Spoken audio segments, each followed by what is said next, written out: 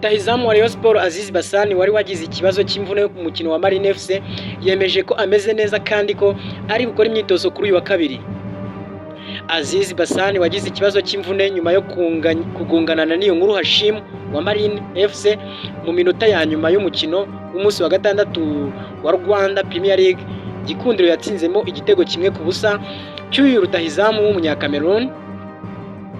Basani yatewe ivi mu gatuza bituma agira ikibazo cyo guhumeka ndetse no kubura umwuka chest congestion.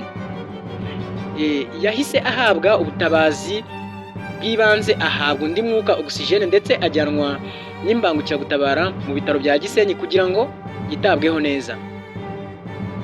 Ibitaro bya Gisenyi byaramufashije ndetse nyuma y'iminota 50 yahise asezererwa mu bitaro yerekeza i Kigali. Kuri uyu wa kabiri tariki ya 4 Ugushyingo 2025, itangazamakuru ryaganiriye n'urutahizamu avuga ko ameze neza ndetse ko kuri ubu ari butangirana imyitozo ye n'ikipe.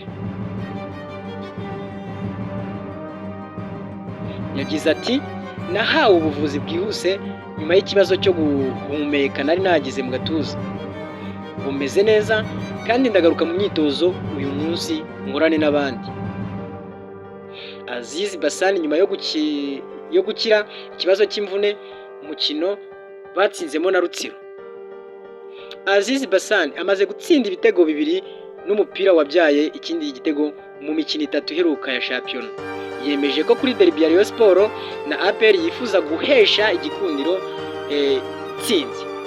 Yagize ati yego nzaba mari kuri derby yo kuwa gatandatu kandi niteguye guhesha itsinzi ikipe yanjye.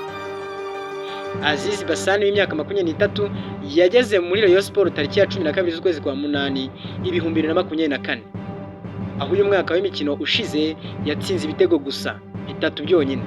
Muri uyu mwaka w'imikino 2025-2026 abakunzi ba Rayon Sports bizeye ko azabahoza amarira y'ibitaragenze neza mu ntangiriro ze muri iyi kipe. Azizi Basani ni umukinnyi wakomeje kugenda yerekana ko ari imwe mu nkingi za mwamba Rayon Sports yitezeho ko muri uyu mwaka azakora udushya, azakora ibikomeye muri iyi sezo.